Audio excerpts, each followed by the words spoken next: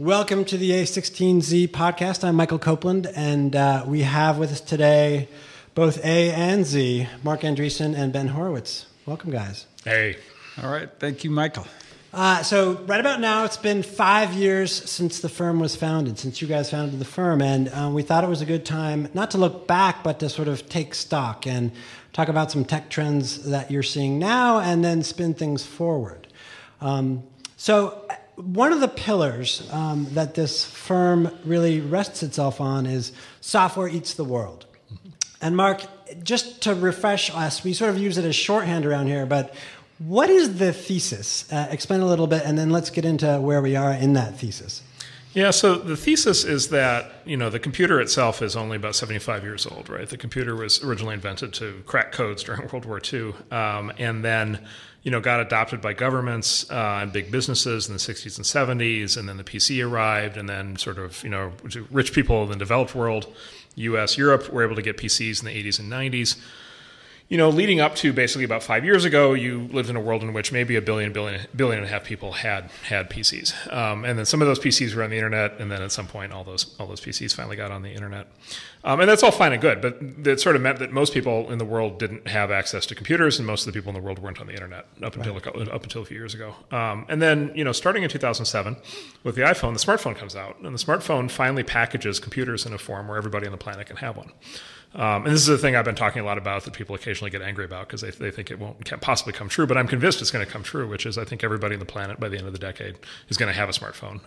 Effectively everybody, almost everybody, including in places where it's still hard to get electricity or water. People are going to have smartphones. In fact, the big thing this year is the rise of the $35 smartphone in countries like India and Pakistan that are just exploding in just giant volume. So I think we're going to live in a world by the end of the decade in which there's 5, 6, 7 billion smartphones in people's hands, which means 5, 6, 7 billion people in the world connected to the internet with kind of what we would consider modern tools and technologies and access. And so that's a world we've never lived in, right? That's a world where everybody's connected. That's a world where everybody has access to the kind of technology that we take for granted today. And so in that world, you can start to think, I think you can think sort of very profound thoughts about like, okay, so like what happens in many different fields and businesses and industries as a consequence of that. So what happens in the media business is an example when everybody has the ability to consume, news online. What happens in the, TV business when everybody has the ability to get video streams straight to their cell phone. What happens to retail when everybody can engage in e-commerce. What happens to education when everybody can take classes online through their smartphone. And so I think it's basically, now the next 5 years is basically prime time to think about every business, every industry, every field and say, well, how can we reinvent it now knowing that basically software can basically play such an important role in everything. So where are we and what are you guys seeing in terms of the verticals that are being eaten? And then I want to get at what it's like to be eaten too. But sure. What are the verticals that sort of fallen is the wrong word, but fell first to software eats the world and what comes next? Well, I think it's building. I would characterize it as building. Where we tend to be glass half full people, and we think there's huge opportunities that kind of flow from this. So media has been an obvious one. Financial services software's taking over at a very very fast pace, and then retail e-commerce has been a profound revolution over the last 10 years, and that will continue. I think the three big ones that we think a lot about for the next 5 or 10 years are, and they're really really big domains, and so these are long-term projects. But healthcare, education, and then ultimately government. So those three that you mentioned have been the most intractable, it seems, and we've been promised there's electronic medical records. Obama's got a great website, but that's not software eating government. Like, why now, and what makes it different? Well, why now? Because you can, because it's possible, because it can be done, because everybody's going to have a smartphone, because everybody's going to have to be online. These are very, very big fields, very big entrenched interests, lots of regulation. Like there's nothing easy about it, but because they're so big also makes them so important, right? So I'll just give you my perspective, which is healthcare and education. Like one of the things you always look at is you're like, well, healthcare and education is something that you want everybody on the planet to have access to. Right. But at the same time, if you try to do that with sort of conventional ways of delivering those services, you'll bankrupt everything, right? You look at the U.S. fiscal situation over the next 50 years, and you look at this massive debt, and a very large amount of it is geared towards healthcare, paying for people's healthcare, and a lot of it then is geared towards education and this huge crisis we have around things like student loan debt. And so software or healthcare and education suffer from something that economists call Baumol's cost disease, after an economist named Baumol. And the cost disease basically is technology steadily drives down prices in sectors like media and in financial services, but technology is not yet driving down costs in healthcare and education, but it should. And so if you can bring revolutionary technology into those fields, you can basically break the back of this so-called cost disease, and then you can bring the same kind of cost reduction you see in other fields into those fields, which then means you can really open up access. And that's the critical thing, is we need to get every kid on the planet access to what we consider today to be a top-end Ivy League education. We need to get every person on the planet to have access to what we would consider to be a modern healthcare capability. The only way to do that is to apply technology. Otherwise, you bankrupt the planet trying to do it with the current techniques. Ben, I want to bring you into the conversation. Software eats the world. It's great if you're sort of on the side of the coding keyboard where you're out there and you feel empowered to go after healthcare or government or whatever else it is. But what if you're on the other side and you're sort of being eaten? How do you sort of view that, and then how do we bring those folks along? Well, I think in the first place, a kind of misunderstanding of it is that those jobs get eaten and there are just fewer jobs. So I think kind of the history of the country and the history of the world has been the jobs 50 years from now are not going to be the same jobs that we're doing today. Although we had a very long time when most of the jobs were farming. And thankfully, most of the jobs are no longer farming because that farming is hard work. Yes. But most of the jobs today aren't jobs that were around before. I mean, there were all kinds of jobs, like, for example, delivering ice was a big job. Making vinyl records used to be an important job. There were a lot of jobs that are no longer here. So the challenge isn't kind of the absolute number of jobs, but rather the transition from one kind of, one set of jobs to another. And this is where I think I would just add to what Marc is saying, that it's really important to apply technology to bring down the cost of things so that you can make policy decisions to create a kind of both safety net and education system that enables people to not starve to death or hit the streets or become homeless or really lose their dignity in the meanwhile, but then also be in position where they can go be productive again as quickly as possible.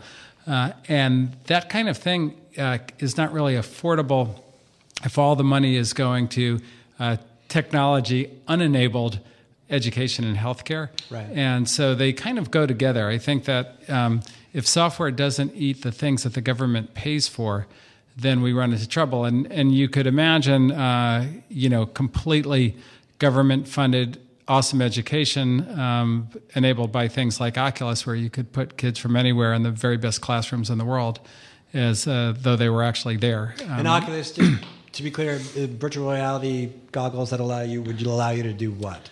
Well, basically, enter a virtual classroom with virtual other kids and virtual teacher, which, might not sound that great if you're at Harvard, but it sounds awfully good if you're in an inner city school that's very dangerous to go to with teachers that may be no longer that interested in teaching for all kinds of reasons.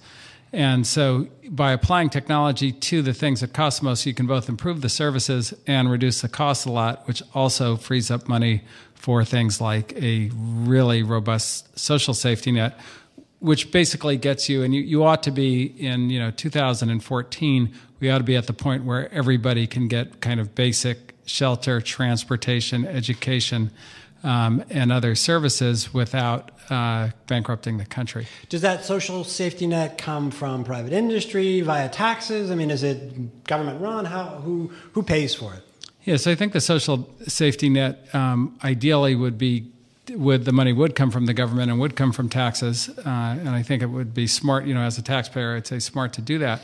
But it only works if there's a real technology behind it, because otherwise, right now we can't even afford kind of healthcare, and so without the application of technology, we're in this kind of halfway point where software is eating lots of jobs or transitioning lots of jobs, but yet the big government services have not yet been transformed. I see.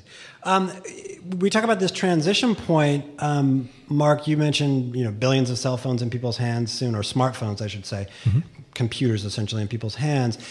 What is our evidence that we're at this transition point? And I want to talk a little bit kind of about accelerating innovation and kind of in your careers, how now looks different than maybe it did in the late 90s or early 2000s even. Yeah, I mean, well, things look really, really different. So there's sort of this kind of running, sort of this running thing in the valley that like it's another bubble, and people have been kind of calling another bubble now. This is year 10 of people calling it a new bubble. It started in 2005, so maybe at some point they'll be right. But sort of this thing of like, is this the 90s all over again? The thing that has changed so much is the industry. The industry and the world are so much further along than they were in the 90s. And so we built Netscape, the company we were at in the 90s. We built Netscape. We had at one point over 90%, market share for all people on the internet using our browser, and it turned out there were 50 million people on the internet. 50 million people around the world were on the internet. By the way, 25 million of them were on AOL, and so to say that they were on the internet would be a slightly generous statement. The other 25 million were directly online, but that was it. If you had you could have 90% market share, and you'd have less than 50 million users, and that was it. And that was all that we could do. And by the way, those 50 million people were all coming in for the most part over dial-up, and so they're coming in very slow. They were on, they were on PCs. So today, if you saw these PCs in a show, they're now making TV shows like *Halt and Catch Fire*. They're making now TV shows in which the period in which you had these old PCs they now look retro. Times have changed in a freaking hurry. And so the world was the technology world was a much smaller place, and the number of people who had access to technology was just a much smaller place. Fast forward to today, more than 2 billion people online, rising very fast. So, market expansion, we think about things in terms of market sizes, market expansion on the order of 40, 50, 60-fold over the course of 15 years, which is just absolutely amazing. Which is why you have these companies like Google and Facebook now that have more than 1 billion users. Right. I work with Mark Zuckerberg at Facebook, and I like to tease him of what a special position Facebook is in, because Facebook passed 1 billion users, a year or two ago, and it's like, well, how many businesses or human organizations or institutions in history have ever had 1 billion anything? And it's like it's basically the Catholic Church and the Coca-Cola Company, and that's basically been it. Right. And then Google and Facebook are number 2 and 3, 3 and 4, and then WhatsApp is going to do it, and then there's going to be a whole bunch of others. And iPhone is going to do it, and Android is going to do it. And so the world has really opened up and expanded very fast. We invest in all kinds of things here, software-based mostly, but drones, Bitcoin, 3D, virtual reality, Oculus. How do you guys keep up? If, sort of things are different and the pace is different, how do you guys personally keep up? And then how should the rest of us think about keeping up, if even that's the right thing to think about? Well, I think it's like a lot of things that are extremely complex. If you don't have kind of some kind of unification understanding of what's going on, then it does get very complicated. But one of the tenets when we started the firm was we were only going to invest in things that we understood, and that meant things where software was a core intellectual property. And if you look at what's happening across all of those things, there are different manifestations of software becoming kind of more powerful, a more powerful force in the world due to all the things that kind of Marc talked about, the improvement in the underlying platforms, the improvement in the programming languages, and the connectivity and all these things. And so whether it's software eating money or software eating entertainment, it's all kind of comes from the core root phenomenon. And so these things are relatively easy to understand quickly. Now, some of them, the details of every one of them is complex, but it is, the nice thing is it's our favorite thing to do in the world, so it's a great job in that way. We've talked about sort of software eating what one could imagine are sort of mostly software-based or digital-based industries. It's moving into the physical world. Where do you see that most starkly, and does it look different as software eats, manufacturing, robotics, et cetera? Yeah. So yes. So basically, I think the key assumption I make is basically every physical thing is going to become smart over the next 10 or 20 years. This one's going to take time, but it will happen. So basically, every physical thing, whether it's a toy or a light bulb or a doorknob or a building or your desk or whatever, take your pick of your car. they're all going to become smart. And by smart, I mean they're all going to have chips built into them, and then everything's going to have a chip in it. Everything is going to be on the internet. Everything's going to be connected. Everything is going to have data. Everything is going to be responsive, to human beings. And by the way, I mean like everything. Like one of the most a very exciting trend that we're not yet invested in, but I'm very excited about is I'm convinced in the future pills are all going to have chips in them. So, for example, like every pill you take is going to have a biodegradable chip in it. But like we've been talking about smart refrigerators for a long time. Why do I want my refrigerator to be smart? Because you want your refrigerator to know, for example, when the food in it has spoiled, so that you don't get like salmonella. Like very fundamental. Like you might like to know you're at the grocery store. You might like to know like what you've actually got, like what you actually need to reorder. And it's just been, this, the nature, the criticism of this stuff is always so interesting because basically, these products come out and they're basically experiments. And so people basically try different kinds of things and, some of them work and some of them don't. And then there's always this kind of criticism of like, oh, the designers of these products like didn't think everything through. As if there's some like magic process where you could send a bunch of geniuses off to a like remote island and they could like design everything perfectly and then build it right the first time. Right. But like that never happens. What ends up happening are tons and tons and tons and tons of experiments, right? Out of which you finally then get the things that are going to go broad. And so people experimented with how to bring computers to consumers for 10 years before, the IBM PC went broad. People experimented, smartphones, the smartphone concept is not new. It goes back to 1997. It took 10 years to get, to the iPhone, to the actual product people want. The internet was in existence for 30 years before we made the web browser and finally figured out how to make the internet accessible to everybody. So that's why I say this part of it, this sort of Internet of Things concept, or kind of making the real world smart, is a long-term thing. It doesn't just instantaneously happen, but it will happen, and it will happen through the kind of process of experimentation that we see happening right now. Let's switch gears a little bit. You guys started the firm now 5 years ago. In the teeth of the worst recession since the Depression, is that fair to say? Well, it was the worst economic crisis for venture capital in 40 years, is what everybody told us. So yeah, that's what they said. So it seemed like a good idea at the time, and it turns out it was. But the venture capital industry has been shrinking, ever since. So describe for us where we are in the VC industry, and then I want to get at how building companies and venture capital relate to each other today and as you see it going forward. Yes. So the shrinking in the number of the firms has really been a wonderful thing and very healthy for both the industry and very good for entrepreneurs. So one of the aspects of venture capital that bothered us a great deal when we started the firm was that it was an industry that really was in the dark. And what I mean by in the dark, it was completely invisible to kind of what was going on, what was behind these firms and so forth. And like anything that's in the dark, it tends, that's where like the nasty business happens in terms of, things, everything from, kind of bad things growing in it to ethics and everything. Right. Whereas things in the sunlight, that's when everybody behaves and is at their best. And it was just the nature of how it evolved and so forth. And it kind of stayed, it was a kind of relatively shadowy industry. And as a result, it was very difficult for an entrepreneur to figure out what was what, at a very basic level. And so there were like these phenomenal firms like Sequoia or Benchmark or Greylock. But for an entrepreneur to really understand the nuances between the ones that were really great to work with, or just people who like simply had money and had no idea how a startup should get built, was really impossible to tell.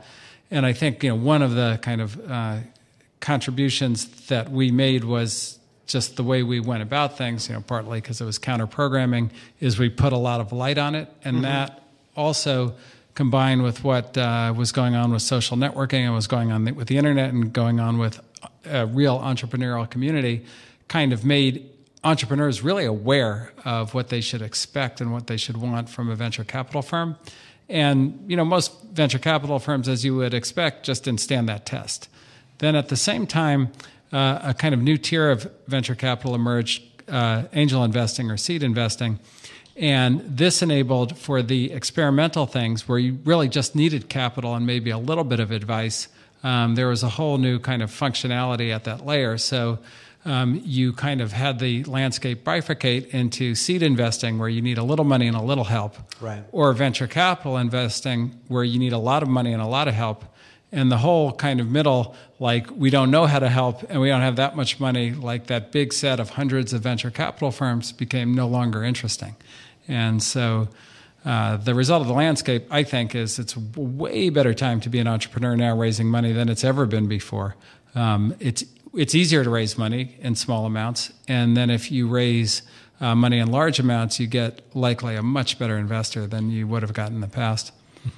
We're seeing large rounds raised, but I want to have you guys answer the question of, if I can, myself and three of my friends and virtually no money and just a credit card and Amazon Web Services, if I can build a company and start on my way, why do I need, though, then traditional venture capital, even at the high end, like that big money? Why is that still necessary? Cheaper to start, more expensive to grow. So it goes back to what we were talking about before. So the market sizes are much larger. So the prize is bigger. The market is larger, and it takes more money to be able to build a company in the market. And so, yeah, you can start a lot of these companies with 3 laptops and 3 lattes a day, and you're off to the races. Right. 3 kids, living on ramen noodles. But at some point, you need to build the company, and you need to build the company that is then going to go take the market. And the market is big, and the market is global. And you're going to need a company around that. You're going to need a sales force. You're going to need marketing. You're going to need a big development organization. You're going to need customer service, customer support. You're going to have a big recruiting campaign. You're going to need partnerships. You're going to need expansion capital. All these things kick in. And so these companies almost never stay small. It's extremely rare that you see any kind of company that does anything big in tech that doesn't end up, number one, raising money, and then number two, if you're going to raise money, raising money from venture capital. You mentioned global, and I understand global markets. Venture capital has done very poorly as a global, enterprise. Is that going to change? Do you see that changing at all? Well, I think it will change, but not in the way a lot of people are expecting. And to some extent, it is changing already in the sense that some really large companies are coming out of China right now, like really big. Alibaba is a monster in a good way. So it will change. I think that people expected that, if we just focus on building software companies like Silicon Valley, we can be like Silicon Valley. And that's been largely a mistake in that you can apply, policy and tax breaks and even have a good university, but Silicon Valley is a network effect. And if you're competing with a Silicon Valley company without the level of engineering talent, without the level of executive talent, it's still rather hard. Marc had a really good, I can't remember, I think it was a series of tweets rather than a post. But a really good series of tweets which just said, look, there should be 50 Silicon Valleys, not one. Or actually, that was an article. 50 Silicon Valleys, not one, but they should not be Silicon Valleys. They should be things that are doing other areas of technology, other areas of innovation. And some of that can be facilitated rather than kind of tax-free zones, more like regulatory-free zones, where things that are very difficult to build here can be built elsewhere. And the world will certainly be a better place if there are, lots of new companies coming from lots of places all over the globe. And I think that Silicon Valley set such a great example of what's possible that that's going to happen. Do you see evidence already, Marc, of those kind of zones and Silicon Valleys, as it were? Yeah, so there's two kind of ways to come at it. One is on the zone side. So there is actually a long history of this sort of concept of a special economic zone. And actually countries like Hong Kong, at one point, and actually China is a very aggressive user of special economic zones. Actually, also the Prime Minister of Japan, Abe, is now proposing special economic zones in Japan to be able to restart growth. And so, you certainly have like a long history with that kind of approach. And then you have examples today where that kind of thing is playing out. And so one very interesting example is South Korea has sort of famously been much more liberal in terms of legalizing new stem cell-based health projects. Which stem cell research for regenerative medicine looks incredibly exciting, and it looks like we might be able to grow new organs and do all kinds of things. That research has historically been difficult to do in the U.S. for regulatory reasons. And so you see more examples of that. But I'll tell you, the other thing you see is just an explosion of entrepreneurial energy and enthusiasm all over the world. You just see, and we see it all over the place. You see it all over the place. You see it all throughout the U.S. Like 20 cities in the U.S. now. you see it, and then you see it all over the world. The most vivid example is a good friend of mine, Chris Schroeder, wrote an entire book over the last 3 years called Startups Rising, which is a story of high-tech entrepreneurship in the Middle East. And he basically traveled all through Jordan and Syria and Egypt and all these countries, going through all these dramatic changes. And in every single country, he found high-tech entrepreneurs and startups, building unbelievable new companies and products. And most significantly, he actually just got there's like 15 visas a year for business travelers to Iran. And so he just went to Iran after he wrote the book, and he just came back. And it turns out in Tehran, there's a thriving sort of underground high-tech startup scene. Wow, cool. And there's all these entrepreneurs that want to start all these online businesses. And if you want to meet, a 22-year-old who's incredibly frustrated by the fact that his entire country has been embargoed, it is in the Tehran high-tech scene. And so even in countries where you're sort of the most concerned from a geopolitical standpoint, there's enormous energy and often youth energy towards building these kinds of businesses. I mean, as a firm, do you need to tap into that directly or indirectly, or is there how do you plan on that going forward if you do at all? Yeah, so one thing about investing is it's important to keep in mind that you don't want to try to do every opportunity. Every firm doesn't have to be in every deal. And if you try to, unlike kind of running, like, say, an enterprise software company where you absolutely do want to get every customer, in investing, you want to stick to the things that you're best suited to do, where you're the very best firm possible.